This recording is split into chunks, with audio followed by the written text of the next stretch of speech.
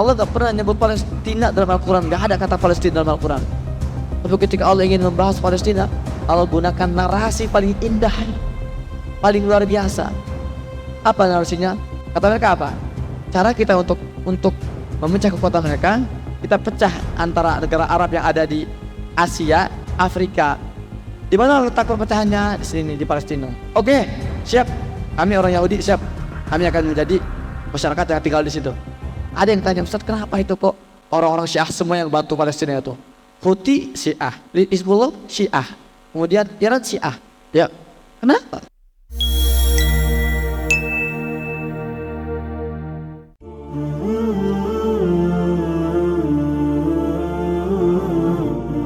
Assalamualaikum warahmatullahi wabarakatuh. Sampai hari ini sudah 104 hari Gaza terus dibombardir, genosida oleh Zionis Israel masih terus berlangsung tanpa henti.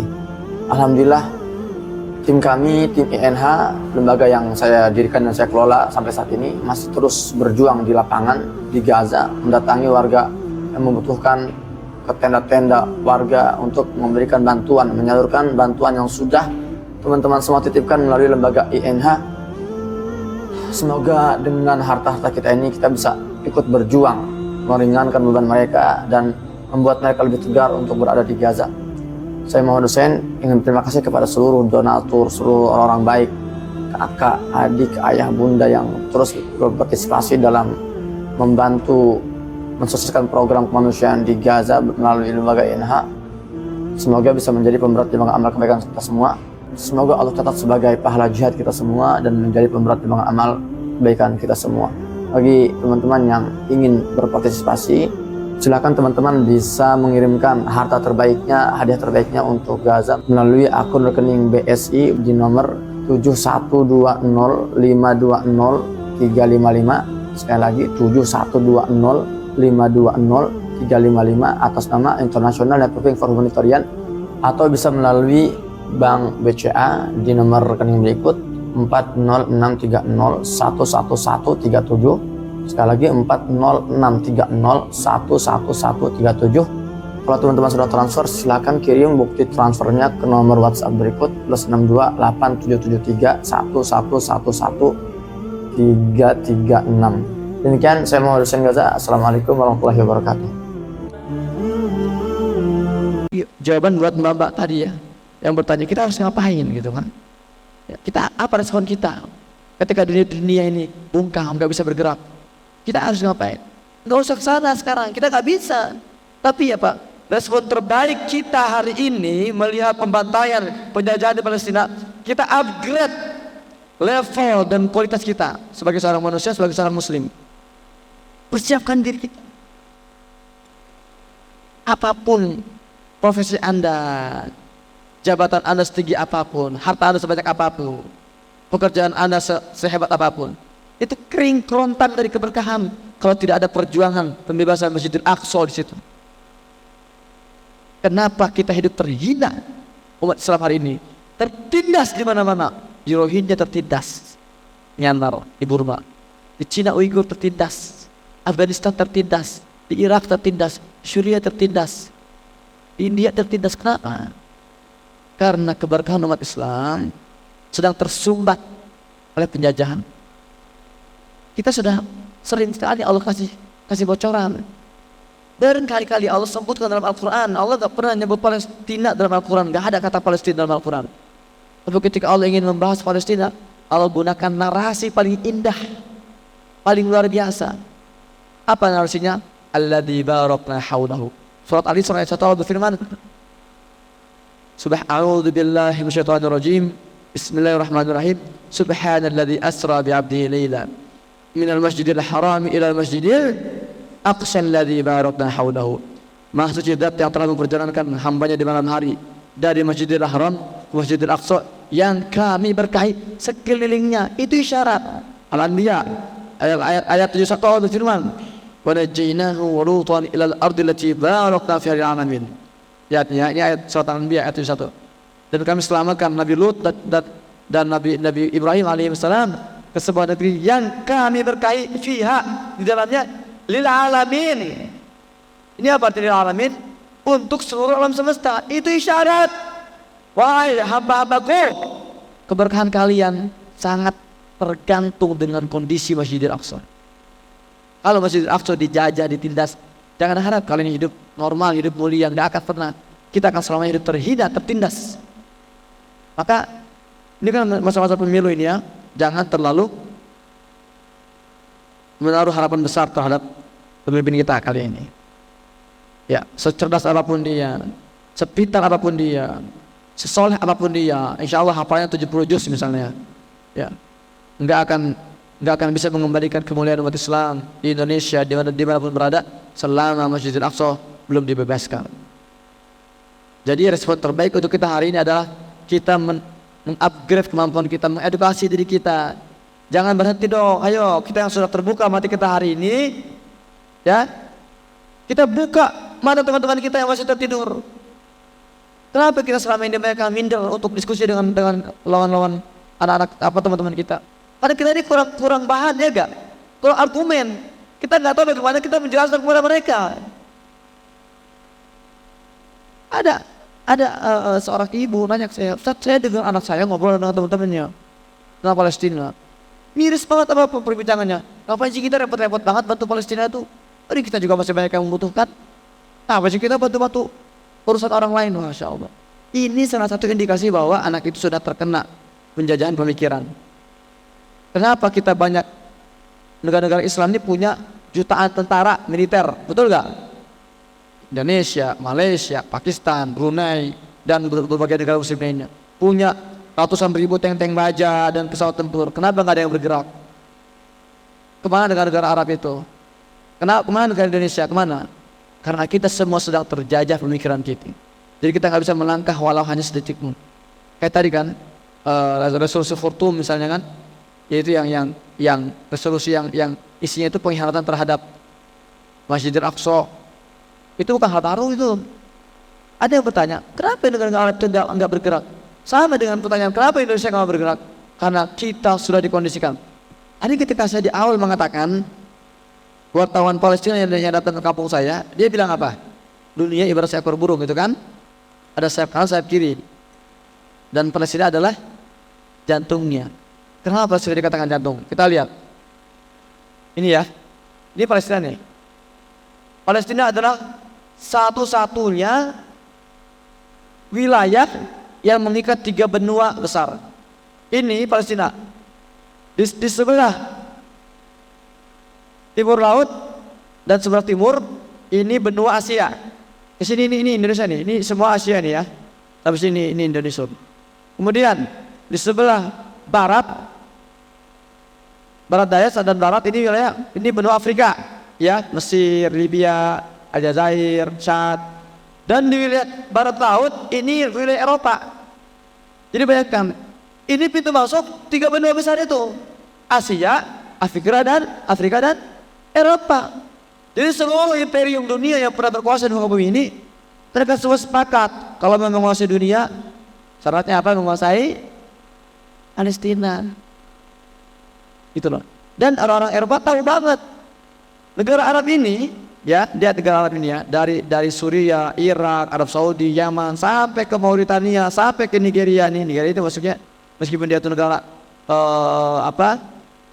masuknya Afrika, ya, tapi dia juga sangat kental ke Arabnya di situ. Seluas ini di mereka ini menurut teori dari Barat, negara Arab ini punya 2 elemen utama untuk bisa menjadi negara adidaya. Apa itu? Pertama, negara-negara Arab ini mereka disatukan oleh satu bahasa. Bahasa apa? Bahasa Arab. Orang Nigeria pun ngomong bahasa Arab ya, Nigeria, Mali, Mauritania. Ini Arab semua nih, Saudi Arabia, Suriah. Kalau di Eropa itu bahasanya banyak macam-macam, ratusan. Sulit dikomando. Kalau di negara itu satu bahasa Arab. Kedua, unsur kedua, mereka disatukan oleh satu agama. Agama apa? Agama Islam. Kalau di Eropa itu agamanya macam-macam, belum sektenya macam-macam, tak bisa diatur. Maka orang-orang Barat itu tahu banget nih. Orang-orang Barat tahu ini negara Arab ini mereka hanya memerlukan satu pemimpin yang soleh untuk bisa bangkit dan menguasai dunia. Makanya mereka punya proyek itu yang dicetuskan oleh William Campbell Bannerman, Perdana Menteri Inggris tahun 1907. Kata mereka apa? Cara kita untuk memecah kekuatan mereka, kita pecah antara negara Arab yang ada di Asia dengan yang ada di Afrika. Di mana letak perpecahannya? Di sini, di Palestina. Kita harus letakkan satu entitas di situ yang membuat wilayah itu terus bergejolak, yang menjaga kepentingan kita orang-orang Barat. Bertemulah idenya Perdana Menteri Israel itu dengan idenya Theodor Herzl, Zionisme. Oke, siap. Kami orang Yahudi siap. Kami akan menjadi masyarakat yang tinggal di situ. Wah, kebetulan nih, kata orang Inggris sama orang Amerika. Emang orang Yahudi ini bikin ngeselin banget di negara kami juga nih. Selalu bikin order. Bawa deh, sana ngumpul semua di Palestina. Tapi kata Weizmann itu penerusnya Theodor Herzl, dia bilang, oke, kami akan menjadi perwakilan kalian di tanah itu, tanah Palestina. Kami akan bangun sebuah negara situ. Tapi syaratnya apa? Kalian negara-negara Barat harus mendukung penuh setiap kebijakan kami. Kalau kami diserang, kalian kirim pasukan kalian. Itu yang terjadi. Ya, jadi ini adalah proyeknya Barat itu sebetulnya itu. Nah, itulah kenapa Rusia, Cina, Iran gak seneng. Itulah alasan kenapa Iran itu jor-joran membantu Palestina dengan persenjataan mereka. Tapi ini bukan masalah Sunni Syiah. Para pejuang Hamas tegas, kalian mau bantu silakan bantu kami, tapi nggak ada kompromi masalah akidah. Ada yang tanya, Ustaz, kenapa itu kok orang-orang Syiah semua yang bantu Palestina itu? Houthi Syiah, Hizbullah Syiah, kemudian Iran Syiah.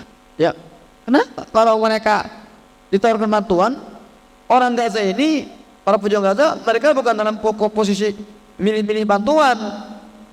Bagi mereka, jangan orang Syiah, orang kafir musyrik pun kalau mau bantu mereka terima bantuannya. Tapi masalahnya respon kita ini yang norak. Ahlus sunnah sebagai orang yang paling merasa sunnah, bukannya cemburu, malah nyinyir. Harusnya kita sebagai ahlus sunnah ketika melihat orang Syiah yang membantu Palestina, kok malah Syiah yang membantu Palestina? Kita yang lebih berhak, kita yang bergerak harusnya, gitu kan? Kita harusnya lebih jelas gitu loh. Ada sesuatu film di situ. Tapi apa faktanya di sini? Kita malah nyinyir. Tuh kan, Palestina dibantu oleh orang Syiah. Emang Syiah ini, Hamas Syiah ini. La haula wala quwwata illa billah. Jadi cara mereka yaitu mereka pecah wilayah ini antara Arab di Asia dan Arab di Afrika. Kemudian ini saya bicara tahun 1907 ya. Itu 40 tahun sebelum Israel itu memproklamirkan diri sebagai sebuah negara.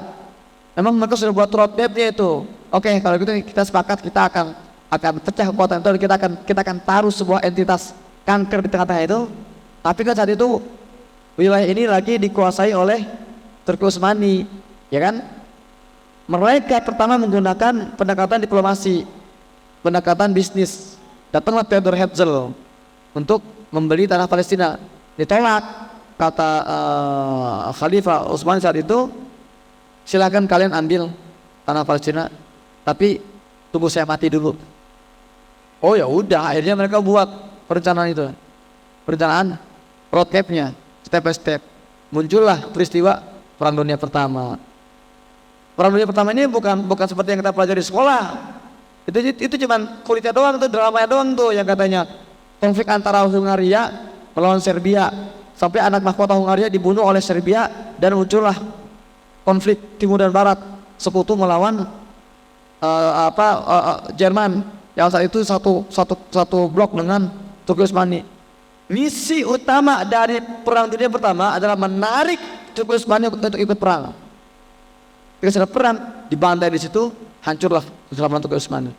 Akhirnya umat Islam negara-negara ini dikuasai oleh Barat. Dibagi-bagi tuh kayak bacaan. Itali, silakan kamu ambil nih Libya buat kamu jajah. Prancis, kamu silakan ambil Aljazair, Tunisia dan Maroko. Belanda, kamu fokus dulu Indonesia.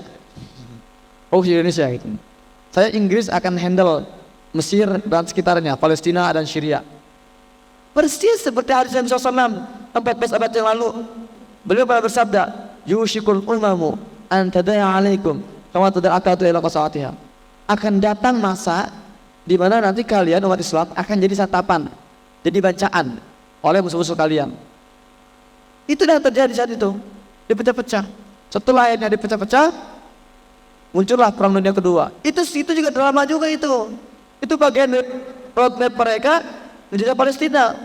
Apa yang terjadi dalam masa-masa perang dunia kedua?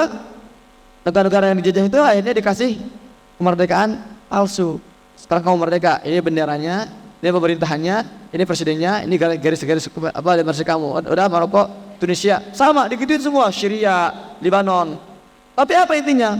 Kalian sudah punya wilayah masing-masing ya. Besok-besok kalau saya ngebantai Palestina, kalian jangan gerak, karena itu bukan urusan kalian. Itulah yang namanya pengkondisian. Ya, jadi kenapa umat Islam gak bergerak? Karena mereka sudah dikondisikan untuk tidak bergerak ketika Zionis membantai Palestina. Ini pelajaran mahal nih. Ini nggak dapat ini di perkuliahan, ya, di buku sejarah pun jarang. Karena sumber saya ini eksklusif. Ya demikian. Assalamualaikum warahmatullahi wabarakatuh.